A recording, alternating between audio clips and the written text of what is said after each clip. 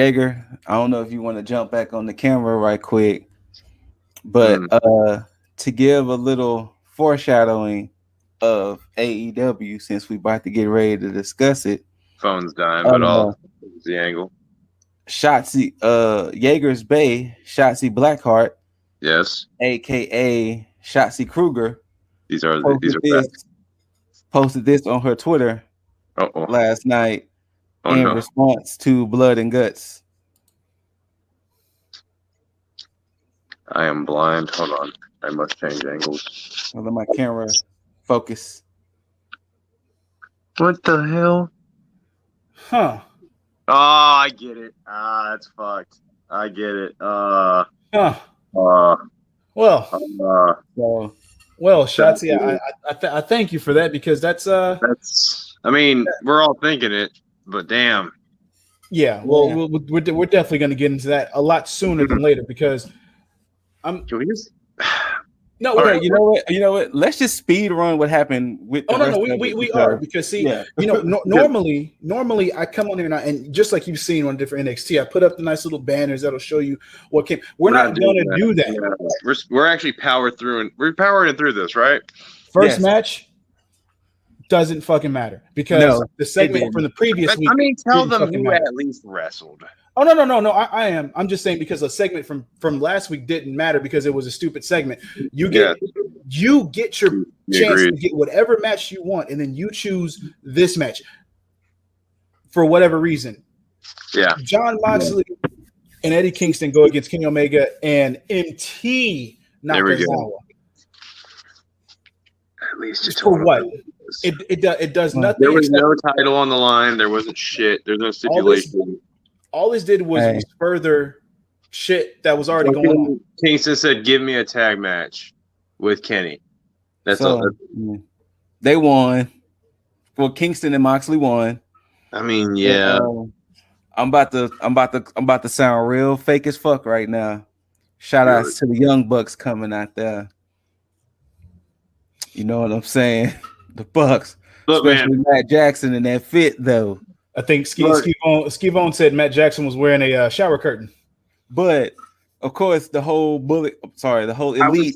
I was on board with Matt doing what I honestly at first thought was that like romper shit that women do, like the shorts, like the guys wear that shit. Certain demographics.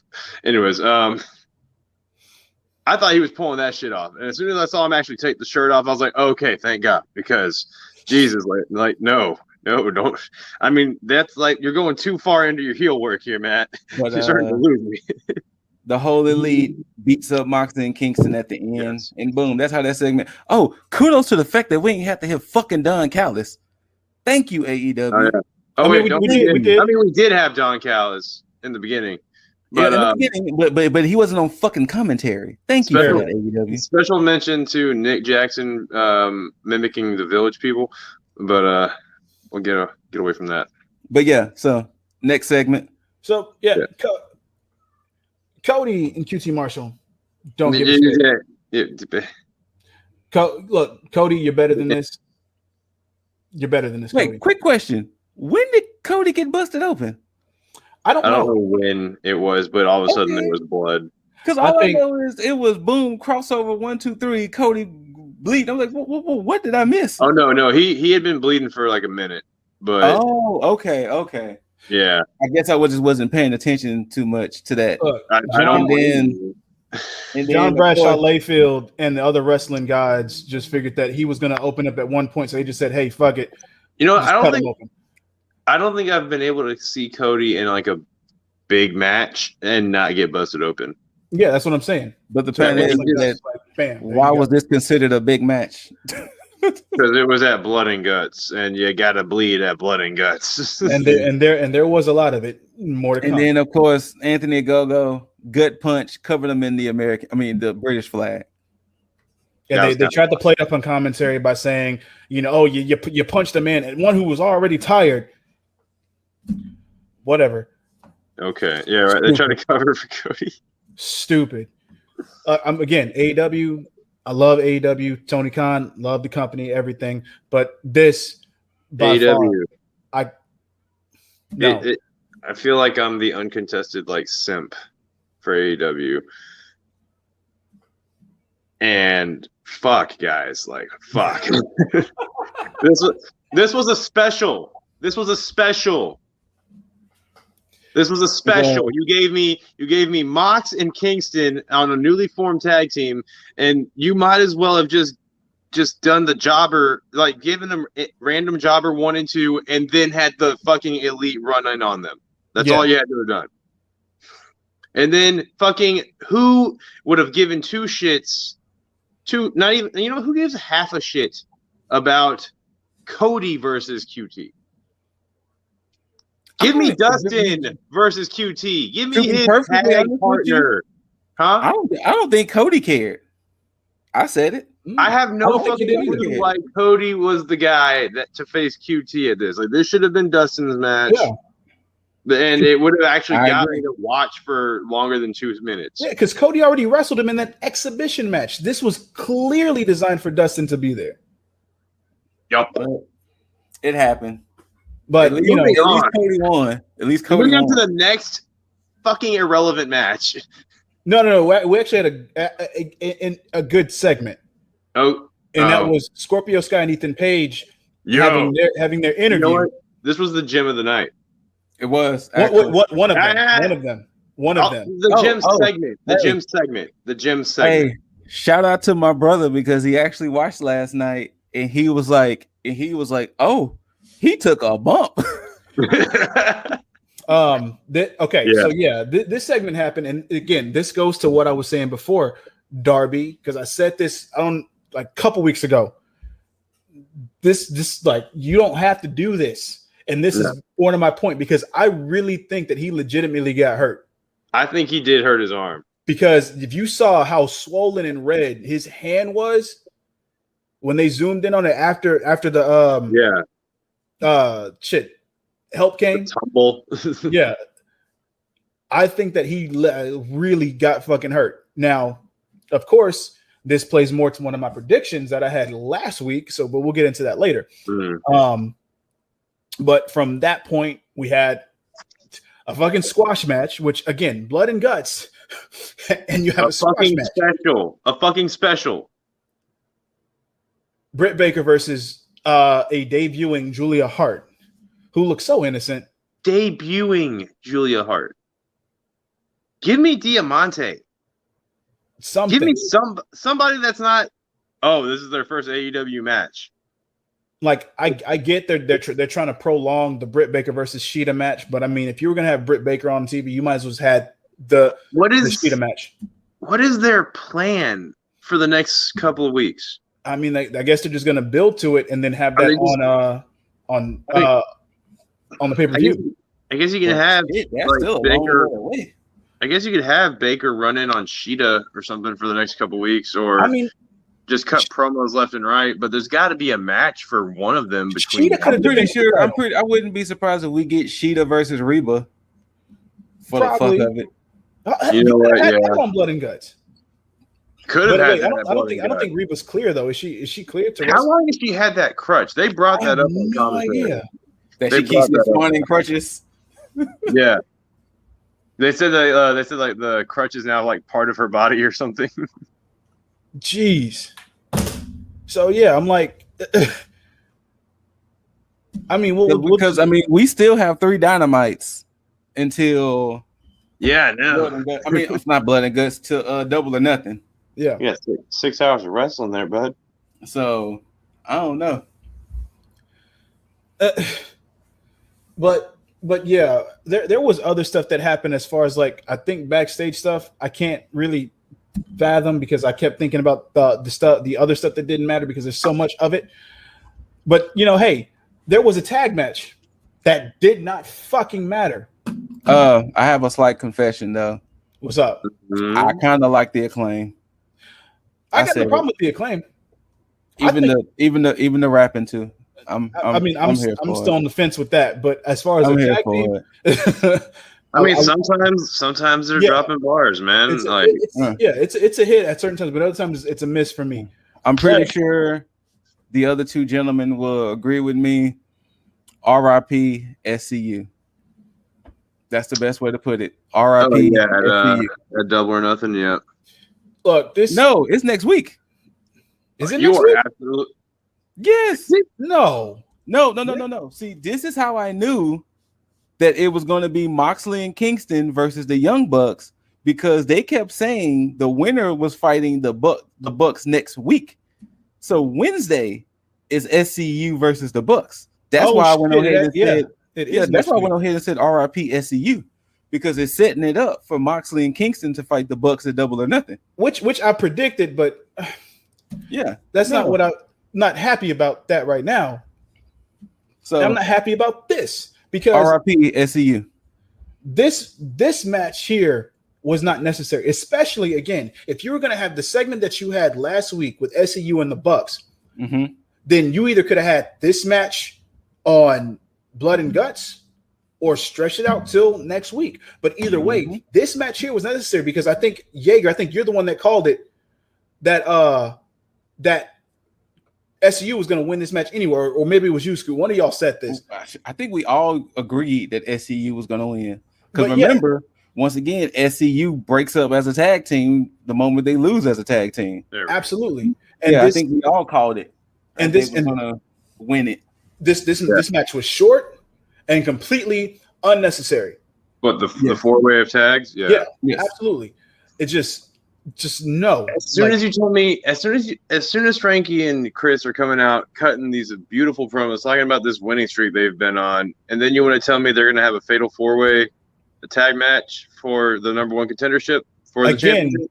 After they stated that they were the number 1 contenders, right? I guess they want to get one last tag victory. Yeah, we need to have a fatal 4-way for our number 1 contendership.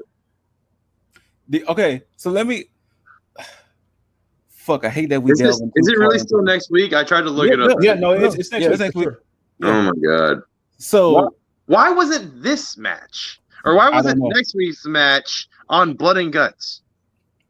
So let me ask you a question: do we shoot SCU some bail because Moxley and Kingston could interfere? Because the match ends in a disqualification. That would be a nice swerve. But that would keep SCU alive. RIP SCU. I still don't like how Scorpio Sky is not involved with SCU anymore. Like, we don't have an explanation. It's just no explanation. He just whatsoever. All right, like they haven't even said anything. Like, he's hey, tagged up with, but I mean, all this heel shit he's doing, like. You could involve Daniels and Kazarian on this because they're pissed off at the Bucks, you know? Yeah, they could have been like, Scorpio, like, what you doing, my guy? Like, at the same time, like, they're pissed at the Bucks, but Scorp's pissed at Darby / trying to get the belt off of Darby. They could have like gone along with it, but at the same time, like when he threw him down the stairs, be like, "Yo, man, what the hell?" Yeah. Like, don't get me wrong. We understand that you want, like we with you, but this is a little extreme. Yeah, exactly. And then don't pull no swerve shit of Christopher Daniels and Kazarian are broken up as a team, but not Scorpio Sky and one of the other guys aren't broken up. Like, don't pull no swerve shit like that. I don't think they will because.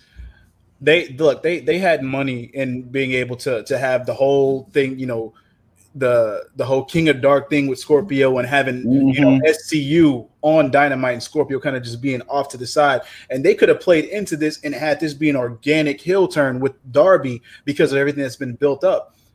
But to just out of nowhere, this even lets me for sure know that SCU is for sure done. Like, I don't think there's going to be any Mox and Kinks stuff. I think that this is really just going to be, they lose. This is done. Yeah. Daniels is going to primarily go to the back and just be producer or whatever. And Kazarian is going to do, matches here and there. So, yeah. So that frees up another spot for like the tag team division or to kind of lessen all the tag teams they have. So but yeah, after that, we had Kenny come back out. Speaking of, How do we feel about Andrade challenging Kenny to the AAA? I want to see it. I want to see it. Okay. All right. I think we need to see it. This segment, we need to see Kenny defend something now. This segment, I loathe this segment. It went on way too long. For the first time, I skipped a Kenny segment. And then I'm gonna tell you what I hated about it. So to let the people know, Schiavone came out and said, "Hey, Kenny Omega's opponent at Double or Nothing will be the winner between the two top contenders, Pac and Orange Cassidy." Which now, I'm glad you brought that because now I have to actually bring this shit up. Which pissed me off because Orange Cassidy was the one that came out there, and Orange Cassidy is the one that got the interaction with Kenny, which lets me know Orange Cassidy is going to beat Pac. Yeah. You should have, if you're gonna bring out the opponents, then bring them both out. Like, okay, with all the talk that Kenny just did, you just gave away that it's gonna be Kenny versus Orange Cassidy at Double or Nothing. This can't be right because I know I didn't see this shit last week. What? Huh? Okay. OC being number one. Yeah. Well, he was number 2 last week. I don't know how this kind of just. Wow. Yeah. Well, don't forget. Remember, OC be wrestling on Dark and shit. So yeah. I'm aware. I'm just trying to because this also plays with the fact of like Miro and him not being there, and then adding on to the good half of this segment. But to this whole situation, you're right because Pac won the last match they had. So I mean. They should just go ahead and just give us Pac and Omega because I mean Pac. They've already stated Pac had beat Omega plenty of times before, and this would be the perfect time to just go ahead and say, you know what, hey, Omega's going to win this. But at least we get a good fucking match. Not saying that OC's not going to give a good match, but I mean, it's one of those things where it's like you're expecting Orange to lose, especially in this capacity because of everything that's going on now. Yeah, Orange said nothing in this whole segment. I mean, they stole your Ray-Bans and everything, and you just like stood there, my guy. Orange Cassidy editions. All right. Yeah. And freshly squeezed editions, whatever. I halfway expected, Orange to come out there and actually say something. Now, this is something that you could have actually done right now with as far as a feud. You could have had Mox and Kingston kind of be off TV for a little bit, and you could have had Best Friends feud with the Elite because again, you got Trent, and Chucky could have been feuding for the tag titles against the Young Bucks, while Cassidy was feuding with Omega, and it would have made more sense to where you had this match in itself, and then clearly have Cassidy lose, and then bring in Mox and Kingston. So all this time you've had the Elite do their whole thing and all this other shit. You've had plenty of time to shoe in this and make this shit make sense, which could have added to the whole thing of Kenny defending his title while dealing with the whole Impact shit. This could have been an easy defense for him during that time. Agreed. But, they don't pay us to book, but not important. What is important is Miro coming out. Wait, hold on. Before we continue, the missus did send me a article. Apparently, Jericho made comments about the whole AEW Impact partnership. And the things to pull from that is Jericho said he ain't going to Tennessee to go film an Impact. He said they got Kenny and they got Private Party. That should be good enough. It's not our roster is too big for us to be worrying about an invasion for Impact. So, but I mean, they don't need an invasion angle, but like you can just because you had guys go over there, you have guys going over there in prominent roles. You had Private Party go over there to compete for the tag titles. You have Kenny going over there to compete for the world title. They're in prominent positions. You could have easily just brought people from Impact over to Dynamite and had them compete on Dark on Dynamite in certain situations here and there. It doesn't hurt to have that happen. Look, this is one time where I have to disagree with Chris on this one. I do too. Because hold on, let me find it and I can read you kind of verbatim what he said because it sounded almost kind of mean spirited. Hold on. And arrogant as hell. Okay. It said basically during the interview, our roster is jam-packed as it is, and I think our involvement with Impact has been pretty much what it should be. I'm not saying this in an egotistical way, but AEW is a completely different level than Impact is. So anything that we're doing with them benefits them a lot more than it benefits us, in my opinion. And I think the fact that they had Kenny Omega there, they had Private Party there, that's a bonus for them. Chris Jericho will never go to Nashville and work in an empty studio in front of somebody. There's just no reason for me to do that. If these guys come over to invade, who are they going to bring? With a question mark. If we needed to make it big, we could. But right now, our roster is so jam-packed and we're doing such a great job of creating our own stars as it is. You could always do an invasion at some point, but I just don't see why that really benefits AEW right now when we got so much going on and so many of our own guys who are really breaking through to the next level. I want to keep the focus and spotlight on that. And now, hold on. During the same interview, he showed his support for an invasion storyline between AEW and NJPW. There's a couple of matches there that I would love to have. Minoru Suzuki and Jericho. I think Will Ospreay and Jericho. I think Kenny and myself as a tag team against Tana and Okada, or Kota and Okada. Ooh, Kota and Okada. That's a Tokyo Dome main event. So all those matches are in the pipeline. I love Japan. I've been there 60 times since 91.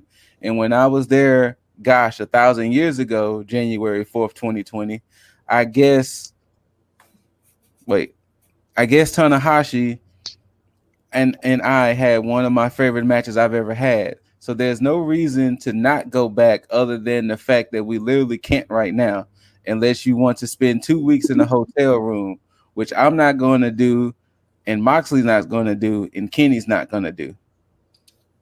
Okay. So he supports an AEW and NJPW invasion, but not an AEW and Impact invasion. Okay, now.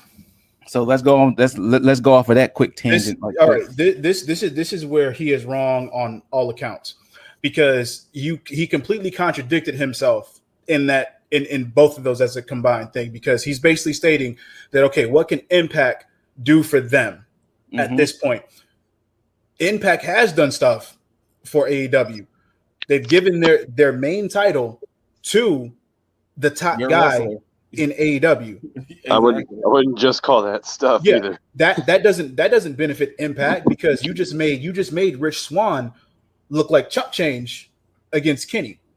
And you also kind of made Moose sacrifice his belt for this whole cause. Yeah. It's all for Kenny. Now, granted, you had Private Party go over there. They didn't win the tag titles, but I mean, whatever. But you had the tag champs from Impact go over to AEW. They lost the titles. They're no longer Impact champions. So they're just on AEW. They're not competing for anything. On top of that, they've been downgraded because they only further the dynamic with the Elite and Kenny's whole thing. That's an added bonus. So again, that's something that Impact is doing for AEW. Now, let's take speaking of, I think it's tonight. El Phantasmo is supposed to debut in Impact. But yeah. Well, yeah, we gotta come back to that. Now let's take the aspect of Chris Jericho talking about how he's so willing to go to New Japan. Here's the thing. You take look at the Impact and AEW dynamic. Now let's look at AEW and New Japan. There's some similarities there. New Japan doesn't need AEW. No. Anything that anybody from AEW does in New Japan benefits AEW. It doesn't benefit Japan. Simple as that. The only thing that New Japan benefits from, as far as from an AEW standpoint, is Mox being the U.S. champion. Yes. Because that's him doing his job as the U.S. champion. It's almost like he's being an ambassador for New Japan in America. He's doing his job. That benefits both, but that's solely on Mox. It's nothing. That's not an AEW thing. They're just giving him a platform to defend his championship if he needs to. And this is the only first defense that he's doing next week. Yes. But you have Jericho and Omega go over there in a tag match with. See, and you didn't say go and just wrestle scrubs. You said Will Ospreay. You said Okada. You said Kota. You said Minoru Suzuki. So who does that benefit? That's not to say that Chris Jericho is a low tier name. But you're coming from considerably. It's a low tier company to a high tier company, just like you're stating with Impact in AEW. So there's a contradiction there. So you can't sit there and say you haven't done anything, that Impact is benefiting from this, because what does New Japan benefit from with you going over there? Mm-hmm. That's my problem, and that's where I had to disagree with Chris on that one. You know what the funny thing is, though, is that you kind of see a chain here, though, because Impact's feeding us kind of like the same way we're still feeding New Japan. Or I keep saying we, like I'm not signing anything. But AEW is feeding like New Japan. Like they just cut a great Moxley promo for that US title that he's going to be defending. Quick question with that promo. Yeah. When did Yuji Nakata call Moxley a little punk? It's a great question, because I thought they would have showed the clip where he does. I was mad confused when Moxley said that. I was like, did I put miss words something? in this man's mouth? And do you want to fight this man because he called you a punk of all things? I was like, I must have missed something, because I do not remember hearing him calling him a little punk. Yeah, I never caught that either.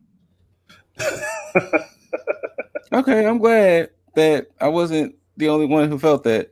Like punk, like when did he say? I mean, hey, Mox hit hard on it, so. I mean, that's just how Mox does in all of his promos. That's very true. Yeah, no. But yeah, that's.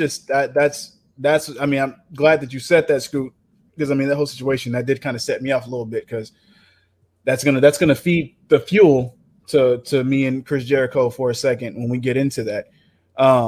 Wait, hold on. Before we go into this. We still got one more thing before we get into that. Okay, I was say, because I'm gonna let you kind of cool it down. Does Miro take the belt from Darby? So yeah, this is what we were talking about. Yeah. Oh. So yeah, this was another good thing on the show. And look, last week I predicted this. I said one or two things were going to happen, and one of those things I predicted was Miro coming in, challenging Darby, and complete just mauling him. Darby got hurt, or either probably legitimately. I believe legitimately. I think he really got hurt. I mean, he hit them steps kind of hard. Yeah. So again, now Miro has a reason. Now they got storyline reason for Miro to come in and just completely body Darby. But then the funny part is, what does this put Scorpio Sky and Ethan Page? See, that's why I think Sky's going to win before Miro does. Well, see, they because Miro even in top 5 standings yet? Miro, no. Exactly. So he's got to build up his win-loss. No, he's already getting a match though. Against Darby? Yeah, next week. Oh yeah, you're absolutely right. My bad. I completely forgot about the match that got scheduled. Yeah, remember he came out there and said he had a signed contract, but he said whether Darby is there or not, he gets the title shot. When was that contract signed? Right. Yeah, I think. Well, I think he. Though I guess when he did the promo, I think because he brought the paper out, and I think he said that was like AEW management or whatever. So it's just some backstage shit. But what I think is going to happen is that because of the fact that we're finna get Mox and Kingston potentially winning those tag titles, I think we're finna get Ethan Page and Scorpio Sky bragging about how they took Darby out, and now they can be that team that goes against Mox and Kingston. Can we please have the tie-in where Scorpio Sky wants to get revenge for SCU taking their L? I mean, can we please draw some relevance back to the fact that he was part of SCU? I would hope so, but who knows? At least, I mean, give some type of booking, like have them lose and then have Scorpio Sky and Ethan Page like mock yeah, or something. But but again, we'll see. But either way, Darby's getting mauled next week. Yeah. R.I.P. to Darby. Because either way, even if because they even stated if Darby is unfit to wrestle, then he forfeits the title. That's some New Japan rules right there. So now, Blood and Guts. We have the Pinnacle, MJF, FTR, Shawn Spears, Wardlow, Inner Circle, Chris Jericho, Santana and Ortiz, aka Proud and Powerful, Sammy G, and Jake Hager, and also Tully on the side of the Pinnacle. The entrances was great. I love the Pinnacle rocking white. Oh, loved it, especially Shawn Spears. Yeah, with the golden purple. I love the Inner Circle's jumpsuits representing their prisons. Shout out to Sammy Guevara. Shout out to Sammy Harris County. Shout out to Santana and Ortiz with the sweet face paint. Shouts out to the design. I didn't mind the design of Blood and Guts. Yeah, it did change what I thought it was. Because what we thought it was going to be like a Hell in a Cell type, more so. But it was actually literally like a War Games. I've been to be on last year, wasn't it? Yeah, it was supposed to be last year. Yeah, but I mean, it's still like a War Games theme, right? Yeah. Same rules and everything. Now, I've been delaying this by introducing everybody to the match because Bully Ray posted an interesting quote on Twitter. And it was a quote from the one Vincent Kennedy McMahon. And the quote was, "The only thing they remember is the finish." Yeah, absolutely. So I've been trying to delay the inevitable before we went into this match. And personally, I'm going to preface this by saying, since it was their first one, it was pretty solid. Talk about the match? The match itself. Yeah. Oh, I enjoyed the match. On the whole was actually, like I gave it like a 7, 8. Now, the one thing that confused me, because let's go ahead and get to it, the last 15 minutes of this match kind of lost me.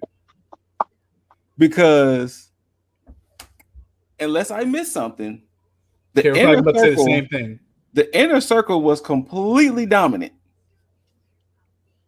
They were beating the shit out of the Pinnacle from what I was seeing. Yep. And apparently they said Tully slammed the ref in the cage and took the key. Okay. During the commercial break or what?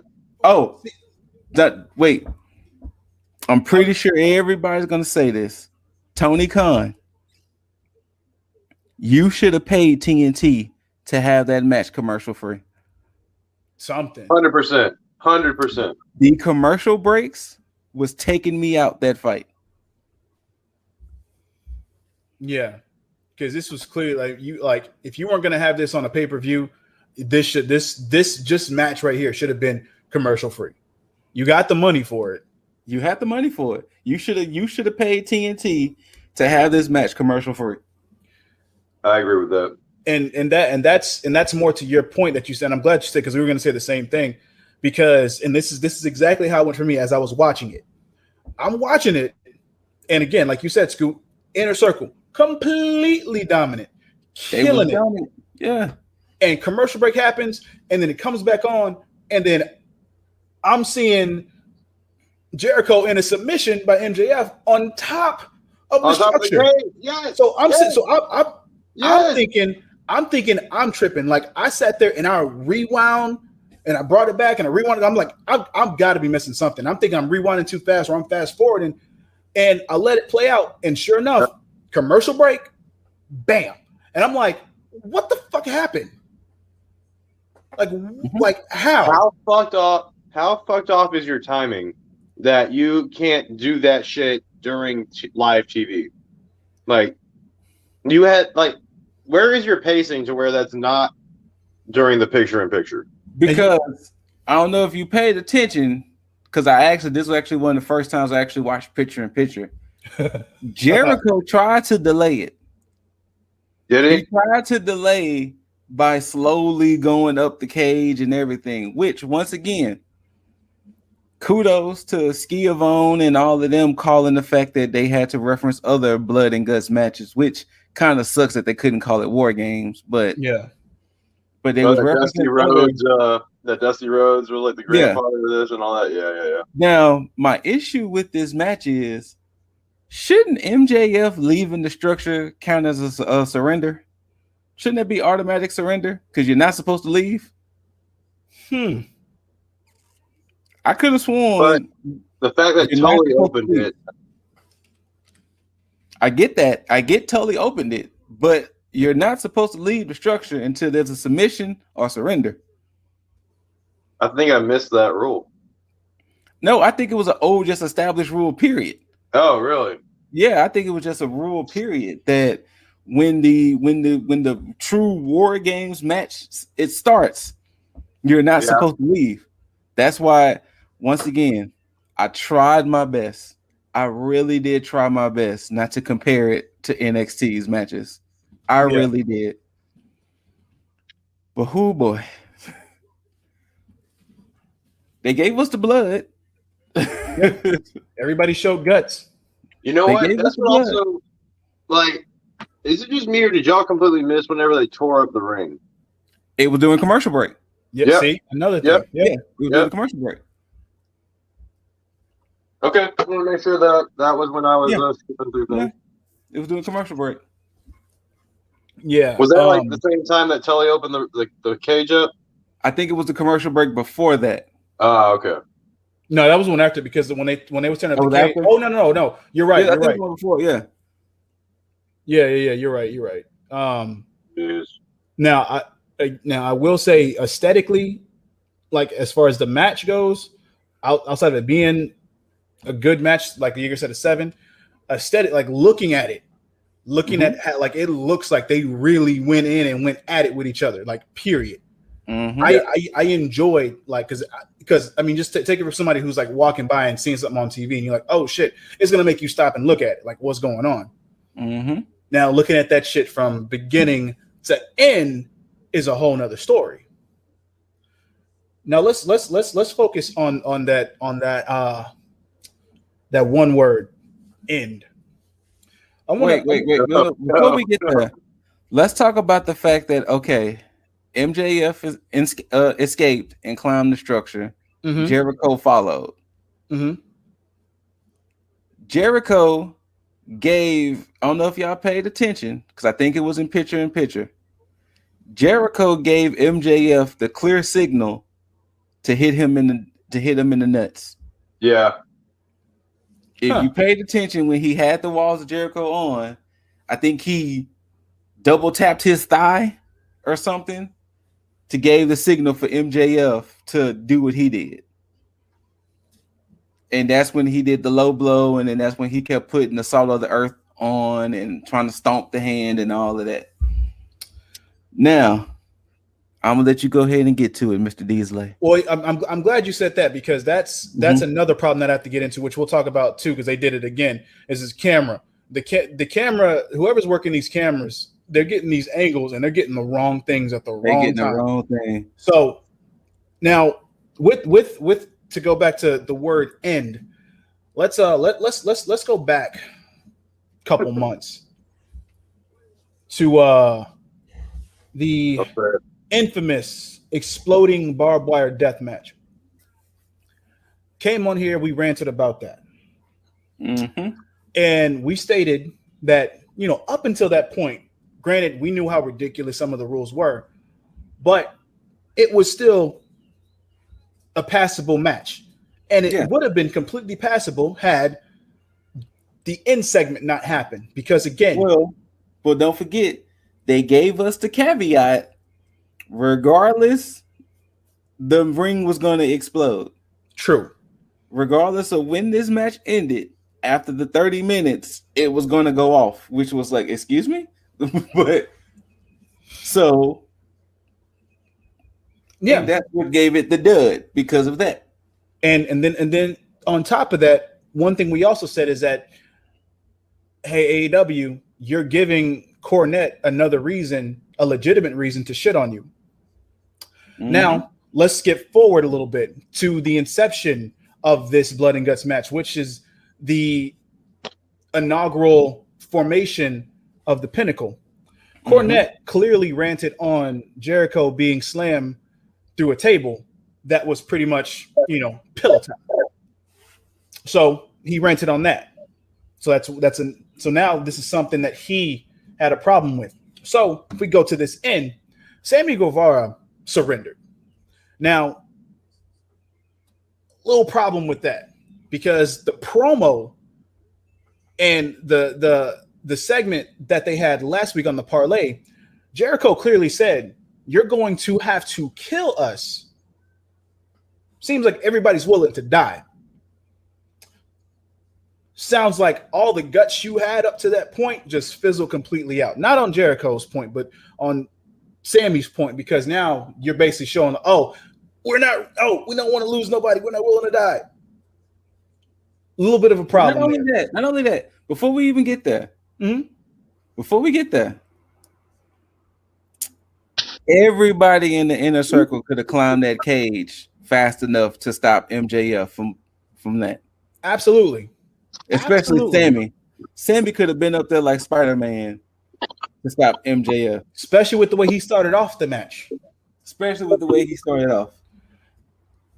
So now that he surrendered, MJF stands tall, Pinnacle stands tall, Jericho's just there. You could have ended it right there, humiliation and everything. No problem whatsoever. And then you had MJF do MJF things and clearly push Jericho off. Yeah. Here's the problem that I have. I got no problem with Jericho falling through. I would have appreciated if they did a wide out and just had him fall through and then leave it at that. Or you could have ended kind of like when Taker threw Rikishi off. Yes. Onto that Bella Hay. But yet we find that completely believable. Perfectly fine. No issue. Well, issue number one I had with this. I've been watching AEW long enough. Where the fuck did that damn platform come from? That's one. The stage was all like custom-ish because of the double ring, but yeah, that platform was definitely new. Yeah, that platform was kind of a giveaway. Issue two I have, that cameraman should be fired. Whoever kept getting the damn close-up on Jericho, like going eyes open and closed. That too. That man needs to go. Problem number 3 is with commentary. Because commentary before MJF dropped Jericho, they kept saying, "Oh, he's gonna drop him on that's all concrete." So wait, hold on. Somebody on Twitter, when WWE is being criticized, we always get that stupid intelligence being insulted line. In that finish, the commentator said Jericho had gone into concrete and were acting like his career was over, all while showing thin cardboard made it to look like steel and a mattress. Not only that, whatever, like, was that supposed to be steel? Because it looked like rubber mats. Yeah, no, it was. It was definitely rubber mats. The wood had steel stickers. Yeah, right. Like that was sticker. Wood. Okay, because it was little plywood you can buy at Home Depot for like $2. Right. That shit was particle board. You can buy from Home Depot for like $1.50. And they just bought and they just put the. Oh my god. Yeah.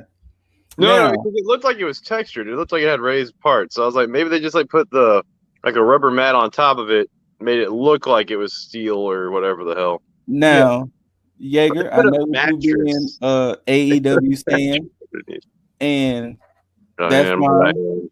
This is another criticism I had with people on the internet. They brought this up. Uh-oh. Okay. That was a botched move. Hold up. Let me shit on them right now. Yeah. There's no defending that. Period. Look, yes, we are all coherent. We understand. Clearly, dropping on concrete, yes. Dead. You are dead from 15, or 20 feet in the air onto concrete. Nobody in their right mind is saying, hey, we want Jericho to fall through concrete. No. Exactly. No. We're saying you're treating us like we're stupid and saying, oh, it's concrete, and then if you just said, yo, it's concrete, and then just ended and not have him fall through it, perfectly fine. You can tell us whatever the fuck you want. But if you tell us something and they fall through something that's clearly not concrete, no. Stop defending bullshit.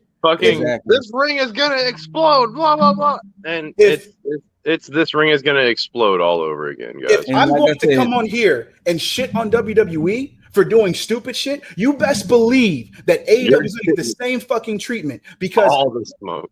I gave them a small portion of just, some semblance of, all right, you're forgiven on this with the exploding barbed wire, because I knew for a fact nobody figured that shit was going to explode. We knew that. Right. We knew that. The finish, stupid. They tried to play it off. Mox gave a good promo. I can be okay with it. We can at least to some degree we can acknowledge that it is a legitimate botch, though. Like, this was because shit didn't go off like it was supposed to. This was an accident. Like, this was not supposed to go this way. And even then, you could still, like we said before, you can defend the fact that, okay, well, Kenny and them were playing a trick on Mox and trying to see, that can be defended. Multiple directions that could have been gone with that. Exactly. Mm-hmm. This can't. There is no way, shape, or form. On top of that, to your point, Jaeger, just like you stated, because I was going to mention it too, is the cameraman. When you show Jericho looking up and then closing his eyes when he realizes the camera is there, what do you expect? What do you expect? He reminded me of somebody that does that little wink at the camera thing. Kind of like okay, guys, kind of like Indy when she was getting carried off by Dexter. Exactly. The camera winked and then kind of passed back out. Except in this case, it looked like he was maybe winking at Vince, going like, "Hey, boss." And and this is the thing. It's unfair to bring up the Matt Hardy situation because that was a legit mistake. Yeah. Exactly. Matt Hardy and Sammy missed the table. Yes. That was a legitimate botch. We were very concerned about Matt Hardy's health. Yes, that was a legit botch. That wasn't that happened. No, that was an accident. Oh. They built this up to make it seem like, hell, even Schiavone called MJF a little piece of shit before he threw Jericho off. Which I'm fine with. The problem was that character work, they made it seem like Jericho was gonna fucking die. Like, they made anyone seem like, especially with Jericho and MJF being up there, they made it seem like, hey, you two shouldn't be up there, because if one of you guys fall, your career is going to be just threatened. Yeah. That's the way they portrayed it. They didn't portray it in a way of, like, for instance, once again, we really do hate when we cross brand this shit. When Taker threw Mankind off the cell, JR's reaction of, oh my God, he's dead, that's a legit reaction, because nobody expected Taker to just heave a fully grown human being off of a 15-foot cell. Exactly. And if you were going to even at WrestleMania, when Strowman threw Shane off of the cage, it was like, "Whoo, shit, Shane, yo, back." In this case, you could have done the same thing. Jericho could have easily gone off into the ring. They really should have did, honestly, to make it look better. They should have gimmicked, since they had that platform, And Jericho should have been just prepared for it. They should have gimmicked it to where he fell completely through. Exactly. Yeah. And if he would have fell completely through and the camera would have been positioned perfectly, and then you would have had the inner circle like, oh my God. Yeah, exactly. What could have happened? He should have fell completely through. But or make the material that he's falling through more believable. Like make it like a wooden stage or some tables, something like that. Or utilize your cage that you just put a lot of money into and put Jericho through the top into the ring. Yeah. There's just avenues of options that we could have gone through. Like you're telling me you could have stacked tables on top of each other to have them just fall through the cushion, this fall down, exactly. going down. Exactly. Again, like I don't know. Luckily for all that we praise on NXT, it quelled my anger because at the start of this, I was ready to go in. Had we started off with AEW, it wouldn't have gone on as well. Rants and raves. Yeah. And I was gonna watch this match again before we did the podcast to kind of see. And I was like, it as a match. I was fine with what I watched last night because let's not take away for the fact that yes, it was a pretty solid match. There was some botches here and there. Yeah. The one thing that they could have did differently was the whole when both teams rushed each other. Oh yeah. Wardlow kind of jumped a little early, but and the same thing with Hager. Yeah, Hager and Wardlow kind of jumped early. That's fine. I can live with it. Yeah. Sammy G botching when he tried to go from rope to rope, and of course they sold it by saying, "Oh, the chair shot he took earlier." Kind of Sammy. Yeah. Sammy accidentally botched. It's okay. I mean, he's still okay. Him and Spears did the balance thing with the Spanish fly. Was a fucking amazing spot. So really shout out to them for that. Like I said, I can even appreciate the fact that they was even mentioning old War Games matches or Blood and Guts matches. It's just the fact that once again, AEW, this is the second time you had a high profile match and in a dud. You can't do this a third time like that. If you do, it's going to be a very, very big detriment to you. Which is weird within the year. Which is weird because how the hell did Moxley and Omega in the Lights Out match and Thunder Rosa and Britt Baker in the Lights Out match have perfect spots, but the exploding barbed wire death match and the Blood and Guts match, the high profile matches, even Cody and Wardlow ended correctly with Cody nailing the moonsault from the top. Yeah, in that cage match. Yeah, but you had two high profile matches in 1 year, like Jaeger just said, that ended in duds. Shit. Yeah. Within 6 months. Yeah.